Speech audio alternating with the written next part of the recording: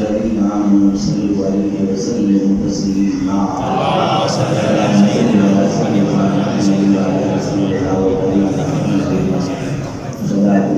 وسلم صلى الله عليه وسلم نعت شعر اعلیٰ حضرت فاضل بریلوی رضی اللہ تعالیٰ عنہ فرماتے ہیں اگر قرآن پاک پورا قرآن پاک اگر ایمان کی نگاہ سے دیکھا جائے اور نبی کی محبت سے پڑھا جائے تو پورا قرآن پاک وہ بھی نازل ہے درود شریف پڑھی اللہم صلی علی سیدنا محمد وعلی آلہ سیدنا و مولانا محمد صلی اللہ علیہ وسلم مصطفیٰ کے جیسا کوئی آیا نہیں مصطفیٰ کے جیسا کوئی آیا نہیں مصطفیٰ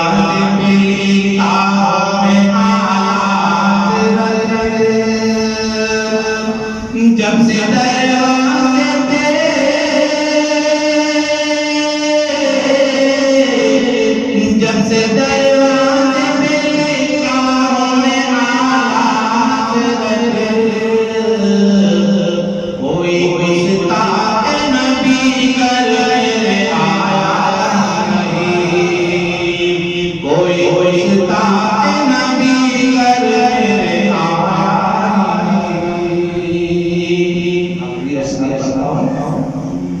جب طلب حسن سے سختی رہے، جب طلب حسن سے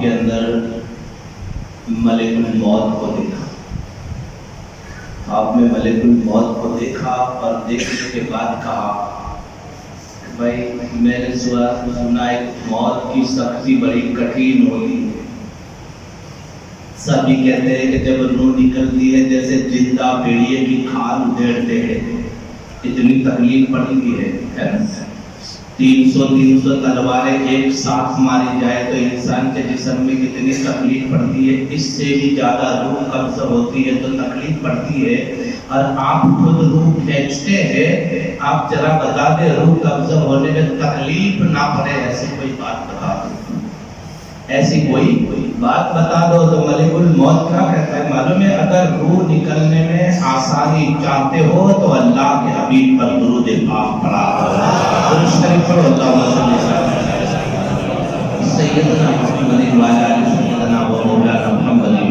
قد قضا لکم یا رسول اللہ صلی اللہ علیہ وسلم۔ آج دنیا کے اندر انسان اپنے ماں باپ کا احسان نہیں چکا سکتا، دنیا کے اندر انسان اپنے ماں باپ کا احسان نہیں چکا سکتا تو پیر و مرشد کا احسان کس طرح سے چکائے گا؟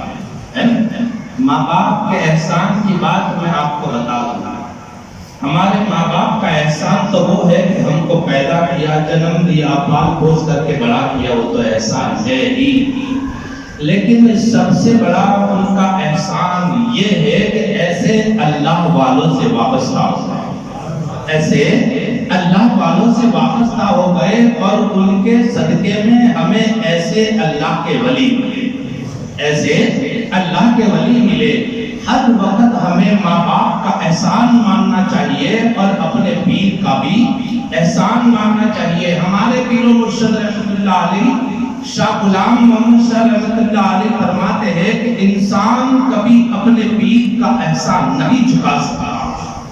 ماں باپ وہ ہوتے ہیں جو دنیاوی تعلیم دیتے ہیں، ماں باپ وہ بات سکھاتے ہیں جو بیٹا دنیا کے اندر اچھے سے اچھا کمائے، ماں باپ وہ بات سکھاتے ہیں کہ دنیا کے اندر میرا بیٹا جو ہے وہ عہدیدار بن جائے۔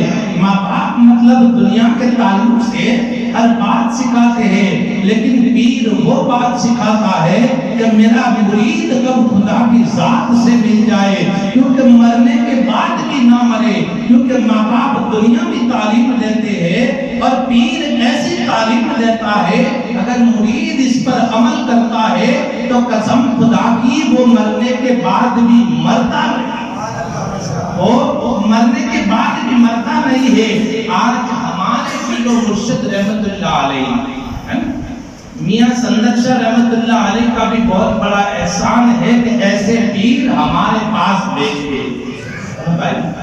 میاں سندر شاہ رحمت اللہ علیہ کا بہت بڑا احسان ہے ایسے پیر ہمارے یہاں بھیجے، اور ان کا بہت بڑا احسان ہے کہ غلام محمد شاہ رحمت اللہ علیہ کو اپنا خلیفہ بنایا، اپنا خلیفہ بنایا۔ تو آپ اندازہ لگائیے آج ہمارے لیے گاڑیاں بھی ہیں، ہر طرح کی سواری ہمارے پاس مہیا ہے، سب چیز ہمارے پاس ہے۔ ان اللہ والوں نے چل چل کے سفر کیا، اللہ والوں نے چل کے سفر کیا تھا، آج ان کی خدمت ہمارے کام آ گئی، آج انہوں نے خدمت کی، انہوں نے خدمت کی، وہ خدمت ہمارے کام آ گئی ہے۔ کہتے ہیں صحابہ کرام نے اپنی جانوں کو قربان کر دیا اور اسلام ہم کو ملا ہے، تو جس کو پکا پکایا تیار ملتا ہے اس کو قدر نہیں ہوتی، جو پکاتا ہے اس کو پوچھو کہ کتنا دھواں بھی لگتا ہے، کیسی آپ کی تپش بھی لگتی ہے۔ اس کے لیے کہتے ہیں پکانے والا کبھی پکے ہوئے کھانوں میں عیب نہیں نکالے گا، جو کھانے بیٹھے گا وہی کھانوں میں عیب نکالے گا۔ اس کو تو معلوم ہے کس طرح سے پکتا ہے، تو پتا چلا قربانی ایک دیتا ہے اور اس کا فائدہ ہزاروں کو ہو جاتا ہے۔ ایک مرتبہ محمود بادشاہ کہتے سواری پر جا رہا تھا، بگھی میں بیٹھ کر کے ایک بوڑھے انسان کو دیکھا، مطلب 80-85 برس کی عمر کا بوڑھا آدمی تھا۔ وہ درخت اگا رہا، زمین کے اندر درخت اگا رہا تھا۔ محمود بادشاہ کی نگاہ پڑی کہ یا اللہ مرنے کے قریب ہے، قبر تو پاؤں جو ہے وہ قبر میں لٹکتے ہیں، اب یہ درخت اگا کر کے کرے گا کیا؟ پاس جا کر کے کہا بھائی تیری عمر تو بہت چکی ہے، یہ درخت اگا کر کے تو کرے گا کیا؟ پھل کھا سکتا ہے؟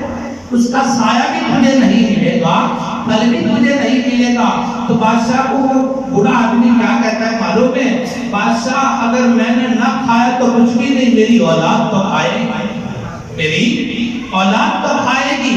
ابھی درخت اگایا نہیں، کھڈا کھود رہا، درخت اگایا نہیں، کھڈا کھود رہا تھا، اور ایسا کہا کہ میں نہیں تو میرے پیچھے والے تو کھائیں گے۔ بادشاہ خوش ہو گیا، اس کو کہتے ہیں اشرفیوں کی تھیلی نکالی اور بوڑھے آدمی کو دے دیا۔ بوڑھے آدمی نے اللہ کی طرف دونوں ہاتھ اٹھائے اور کہنے لگے رب تیرا لاکھ لاکھ شکر ہے، ابھی تو میں نے اگایا بھی نہیں، اس کے پہلے تو نے پھل دے دیا۔ میں نے بادشاہ تو کہتا تو سایہ ملے گا، کیا تو پھل کھائے گا؟ ابھی تو میں نے بویا بھی نہیں ہے، ابھی سے پھل دے دیا۔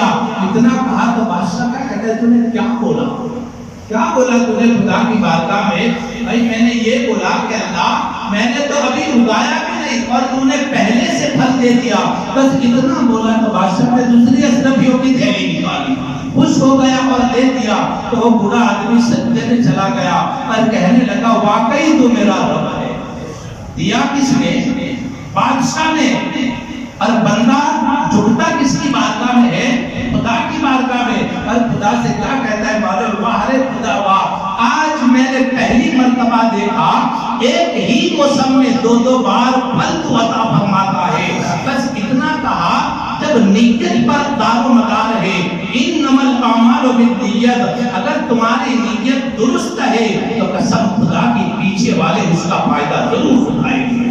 آج ہم گاڑیوں میں آتے ہیں، ہمارے پیر و مرشد رحمت اللہ علیہ شاہ غلام محمد شاہ رحمت اللہ علیہ چلتے ہوئے شاہ محمد نذیر رحمت اللہ علیہ کی بارگاہ میں آتے تھے، تو آپ اندازہ لگائیے۔ اور ایسا نہیں، پہلے تو ٹیلی فون کی بھی سویدھا نہیں تھی کہ بھائی مس کال کر دے یا ٹیلی فون لگا دے، کوئی سویدھا نہیں تھی۔ اگر بیزی ہے تو میسج کر دے، ایسی بھی کوئی سویدھا نہیں تھی۔ لیکن آپ کی محبت دیکھو، جب محمد نذیر رحمت اللہ علیہ آپ کو یاد کرتے تھے تو آپ فوراً دروازے پر کھڑے ہو جاتے تھے، فوراً دروازے پر کھڑے ہو جاتے تھے۔ تو آپ نے اتنی محنت کی، اتنی مشقت کی، آپ نے بہار سنا ہوگا۔ ایک واقعہ میں آپ کو سناؤں، درود پاک پڑھی اللہ سیدنا محمد مالا سیدنا مولانا محمد قد قد عدل یا رسول اللہ صلی اللہ علیہ وسلم۔ آج کی کہاوت، کچھ پانے کے لیے کچھ کھونا پڑتا ہے، اس کو کہاوت بنا لیا۔ لیکن آپ سوچو تو صحیح، شاعر نے کتنا دماغ کسا ہوگا، شاعر نے کتنا دماغ کسا ہوگا۔ اگر کسی کی بڑی عمارت دیکھو اور عمارت والا آدمی جب سامنے آتا ہے، ہم پوچھتے ہیں کس کی عمارت ہے؟ یہ بابا صاحب کچھ پانے کے لیے کچھ کھونا پڑتا ہے، یہ اپنی ہے۔ اگر گاڑی دیکھو تو کس کی ہے؟ تو کہتا ہے کچھ پانے کے لیے کچھ کھونا پڑتا ہے۔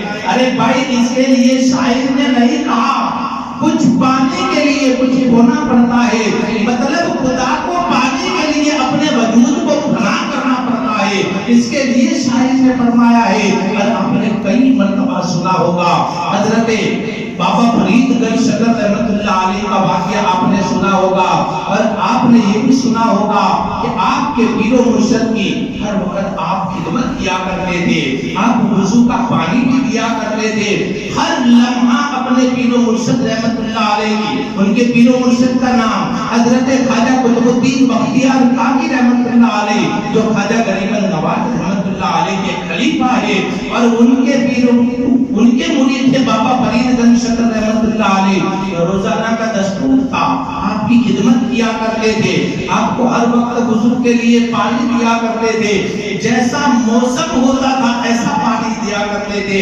ایک مرتبہ کا واقعہ ہے، یاد رکھنا جب پیر کی صحبت کے اندر رہتے ہیں تو یاد رکھنا جس طرح خدا آزماتا ہے اسی طرح ایک نہ ایک دن ہمارا پیر بھی ہمیں آزماتا ہے۔ بغیر امتحان کے کوئی آگے نہیں بڑھ سکتا، بغیر امتحان کے کوئی آگے نہیں بڑھ سکتا۔ تو حضرت بابا فرید گنج شکر رحمت اللہ علیہ جب سردی کا موسم تھا، سردی کا موسم تھا، اور ان کے پیر و مرشد حضرت بختیار کاکی رحمت اللہ علیہ آپ سوئے ہوئے تھے، بابا فرید کو فکر پیدا ہوئی میرے پیر و مرشد رحمت اللہ علیہ سوئے ہوئے ہیں، کڑاکے کی ٹھنڈ ہے، کہیں ایسا نہ ہو کہ ٹھنڈے پانی سے وضو کرے اور میرے پیر و مرشد بیمار پڑ جائے۔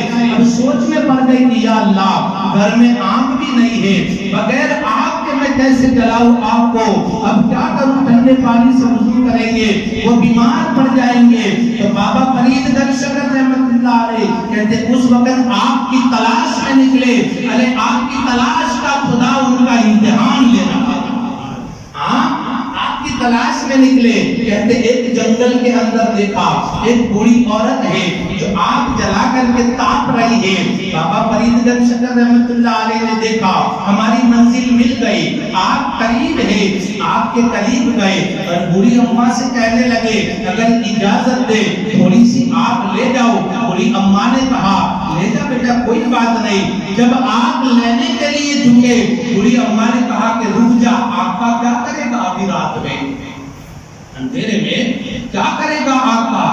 کہنے لگے میرے پیر و مرشد ابھی آرام کر رہے ہیں، ابھی تہجد کے لیے اٹھیں گے، ان کو وضو کا پانی دینا ہے، کہیں ایسا نہ ہو کہ میرے جانے سے پہلے وہ ٹھنڈے پانی سے وضو کر دے اور بیمار پڑ جائے، بس یہ فکر میں آگ لینے کے لیے آیا ہو۔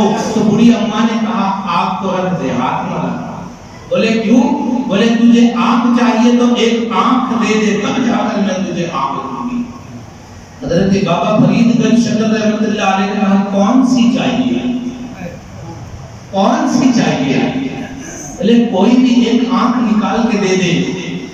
حضرت بابا فرید گنج شکر رحمت اللہ علیہ نے اپنی آنکھ کو نکال کے دے دیا۔ اب نکالنے والا جانے، نکالنے والا جانے یا میرا رب جانے کہ میری تکلیف ہوئی کیا ہوا۔ آپ نے آنکھ کو نکال دیا، انسان کو معلوم ہوگا جب آنکھ دکھتی ہے نا تو اتنی کھٹکتی ہے، کوئی انکا پڑ جاتا ہے تو کتنی تکلیف ہوتی ہے، لیکن بابا فرید نے اپنے پیر کے لیے آنکھ نکال کر کے دے دی اور پٹا باندھ دیا، اور پٹا باندھنے کے بعد آپ اپنے گھر آئے، وضو کے لیے پانی گرم کیا، اور گرم کرنے کے بعد اپنے پیر و مرشد جب اٹھے ان کے سامنے وضو کا لوٹا بھر کے دیا۔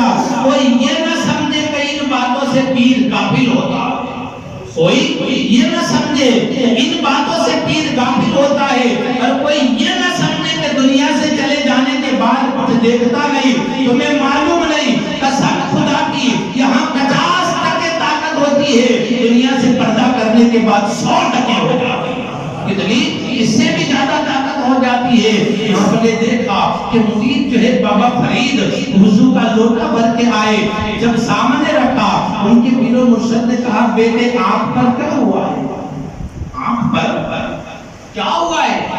کہتے حضور آنکھ آئی ہے، حضور آنکھ آئی ہے۔ آپ نے تو بے فکر کہہ دیا، بولے کھول دے آنکھ، کیا کہتے ہیں آنکھ آئی ہے، آپ نے کہا کھول دے آ رہی ہے، جیسے پٹا کھول دیا آپ کی آنکھ صحیح سلامت تھی، اور آپ کے پیر و مرشد رحمت اللہ علیہ نے قربانی ایک نے دی۔ آپ کے پیر و مرشد رحمت اللہ علیہ نے مسکراتے ہوئے فرما دیا فرید تیری یہ آنکھ سے تیری نسل میں کوئی اندھا پیدا نہیں ہوگا، کیونکہ قربانی تو نے دی ہے، قیامت تک ان کی اولاد اس کا فائدہ اٹھاتی رہے گی۔ تو ہمارے پیر و مرشد رحمت اللہ علیہ شاہ غلام محمد شاہ رحمت اللہ علیہ نے قربانی دی۔ آپ دیکھو قربانی ایک نے دی، ان کے خاندان کے اندر حاجی کتنے ہیں، ان کے خاندان کے اندر حاجی کتنے ہیں، تو یہ ان کی دعاؤں کا صدقہ ہے۔ اس کے لیے کہتے ہیں انسان دنیا کے اندر سب کا احسان چکا سکتا ہے، مگر پیر کا احسان کبھی نہیں چکا سکتا، کیونکہ اللہ والے ہمیں سیدھا راستہ بتاتے ہیں، اور اللہ والے ہمیں بری باتوں سے روکتے ہیں، اور اللہ والے تو وہ ہوتے ہیں، آپ نے اکثر سنا ہوگا اللہ والوں کے بارے میں کہا گیا ہے ان کو دیکھو تو خدا یاد آئے، ایسا بولا ہے؟ ایسا نہیں بولا کہ ان کو دیکھو تو نبی یاد آئے، ایسا نہیں بولا۔ کیوں نہیں بولا؟ خدا کہتا ہے کہ میرے برابر تو کوئی ہو ہی نہیں سکتا۔ اس کے لیے کہتے ہیں اگر کہہ دیا ہوتا کہ اس کو دیکھو تو نبی یاد آ جائے تو کہہ کہ نبی جیسا لگتا ہے، نبی جیسا لگتا ہے، تو آپ اندازہ تو لگاؤ خدا کتنی محبت کرتا ہوگا اپنے محبوب سے۔ اے محبوب میرے برابر کا تو کوئی نہیں بن سکے گا، ہاں مجھے دیکھے گا تو میں ضرور یاد آؤں گا۔ تو اللہ والوں کی شان ہے۔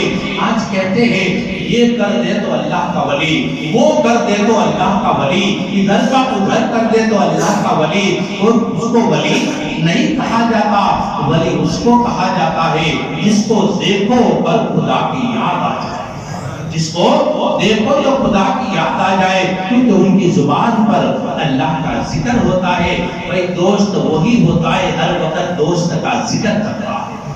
ہمارے پیر و مرشد رحمت اللہ علیہ فرماتے تھے کہ اگر تمہارے پاس انسان بیٹھے ہیں، تمہارے پاس انسان بیٹھے ہیں اور تم یہ سوچنا چاہتے ہو کہ یہ انسان کس سے محبت کر رہا ہے، ہم کہیں ایسی لیبورٹری سے تو دیکھ نہیں سکتے، انسان کس سے محبت کرتا ہے وہ دیکھنا چاہتے ہو تو تھوڑی دیر بیٹھو، جس سے وہ محبت کرتا ہوگا اسی کی باتیں کرنے لگے گا، جس سے وہ محبت کرتا ہوگا اسی کی باتیں کرنے لگے گا۔ تو اللہ والے خدا سے محبت کرتے ہیں، اس کے لیے ہر وقت خدا کی باتیں کرتے رہتے ہیں، وہ خدا کی باتیں کرتے رہتے ہیں، ہم ان کو دیکھتے رہتے ہیں، اس کے لیے خدا یاد آ جاتا ہے، ان کی زبان پر ہر وقت اللہ کا ذکر رہتا ہے، اور ان کی زبان کے اندر وہ تاثیر ہوتی ہے۔ میں آپ کو ایک آخری واقعہ بتاؤں، درود پاک پڑھیے اللہم صلی علی محمد۔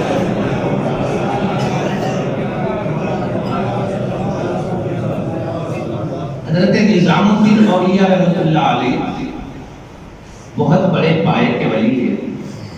آپ کی بارگاہ میں کہتے ایک مرید آیا اور کہنے لگا کہ حضور قریب ہوں، آپ کی بارگاہ میں آیا، کچھ بھیک مل جائے، آپ کے در سے کچھ بھیک مل جائے۔ حضرت نظام الدین اولیاء نے کہا وہ مٹی کا تھوڑا پڑا تھیلا لاؤ، ادھر لاؤ۔ قریب منگایا، آپ نے قل ہو اللہ شریف پڑھی، اس کے اوپر دم کر دیا، وہ سونے کا بن گیا، بولے لے جاؤ، سونے کا بن گیا، بولے لے کے چلے جاؤ۔ تو مرید کیا کہتا ہے معلوم ہے، آپ کو مزہ آ گیا، دو کام ہوا ہے۔ کیا ہوا؟ بولے سونا بھی مل گیا اور سونا بنانے کا طریقہ بھی مل گیا، سونا بھی مل گیا اور سونا بنانے کا طریقہ بھی مل گیا۔ وہ اپنے گھر گیا، کیونکہ لالچ بہت بڑی چیز ہوتی ہے، لالچ بہت بری چیز ہوتی ہے، اور جو لالچ کرتا ہے خدا سے ملنے کی بات تو دور ہے، لوگوں سے بھی نہیں مل سکتا، کیونکہ لالچ انسان کو پھنسا دیتی ہے۔ آج جو لالچ میں چلے گئے وہ تباہ و برباد ہو گئے۔ لالچ بہت بری چیز ہے۔ وہ بندہ اپنے گھر گیا، اس ٹکڑے کو تو ایک طرف رکھ دیا، بہت ساری مٹی کو جمع کیا، اور جمع کرنے کے بعد اس نے تو وظیفہ بنا لیا، قل ہو اللہ شریف پڑھ پڑھ کرتا، مٹی پر دم دم کرتا، مٹی پر دم کرتا، جیسی بھوک مارے ایسی مٹی اڑتی تھی، مگر سونا نہیں بنتی تھی۔ آخر کار وہ تنگ آ گیا، حضرت نظام الدین اولیاء کی بارگاہ میں آیا اور کہنے لگا کہ حضور جو کلام آپ نے پڑھا اسی کلام کو میں نے پڑھا، جس کلام کو پڑھ کر کے آپ نے مٹی پر دم کیا، اسی کلام کو پڑھ کر کے میں نے بھی مٹی پر دم کیا، آپ کے پڑھنے سے مٹی سونا بن گئی، میرے پڑھنے سے میں نے پڑھ پڑھ کے پھونک دیا، لیکن اس نے تو اپنا کلر بھی نہیں بدلا۔ حضور بات کیا ہے؟ بولے تمہیں معلوم نہیں، قرآن وہ چیز ہے، ہر آیت پڑھ کر کے اگر مٹی پر دم کیا جائے تو اللہ تعالیٰ اس کا سونا بنا دیتا ہے، لیکن تمہیں سوچنا چاہیے اس قرآن کو پڑھنے کے لیے نظام الدین اولیاء کی زبان ہونی چاہیے، نظام الدین اولیاء کی زبان ہونی چاہیے۔ تو اللہ والوں کی وہ زبان ہوتی ہے، ہر وقت خدا کا ذکر کرتے رہتے ہیں، وہ خدا کو دیکھے ہم ان کو دیکھے تو پھر کہتا ہے اللہ تعالیٰ جس نے اسے دیکھا اس خدا یاد آ جاتا ہے۔ تو اللہ والوں کی صحبت میں رہنا اچھی بات ہے، اللہ والوں سے محبت کرنا، اگر سکون چاہتے ہو تو اللہ والوں کی صحبت میں آ جانا۔ قسم خدا کی اللہ والوں کی بارگاہ میں آنے سے ہمیں سکون ملتا ہے۔ تمنا درد دل کی ہے تو کر خدمت فقیروں کی، یہ گوہر نہیں ملتے بادشاہوں کے خزانے میں، یہ اللہ والوں کا دربار ہے۔ اللہ تعالیٰ سے دعا کرو کہ اللہ تعالیٰ اللہ والوں سے سچی اور پکی محبت عطا فرمائے۔ اور ایک بات یاد رکھنا، ایک بات یاد رکھنا، کوئی یہ کہے اللہ کس کو پسند کرتا ہے، اللہ کس کو ٹھکرا دیتا ہے، کہ قرآن کہتا ہے اللہ جسے رسوا کرتا ہے، جس کو رسوا کر دیا اس کی پیشانی پر تو لکھا ہوا دکھتا نہیں ہے، لیکن اللہ جس کو رسوا کرتا ہے تمہیں دیکھنا ہو تو دیکھ لینا، جو اللہ والوں کی برائی کرتا ہے سمجھ لینا خدا نے اس کو ذلیل کر دیا، خدا نے اس کو ذلیل کر دیا ہے۔ ہمیں ایسے لوگوں کے پاس بیٹھنا چاہیے جو اللہ والوں سے محبت کرتے ہیں، اللہ والوں سے نسبت رکھتے ہیں۔ اگر ایسے لوگوں کے پاس بیٹھے رہیں گے تو قسم خدا کی ہمارا ایمان تازہ ہو جائے گا، نہیں تازہ رہے گا۔ اللہ تعالی ہم سب کو نیک عمل کرنے کی توفیق عطا فرمائے۔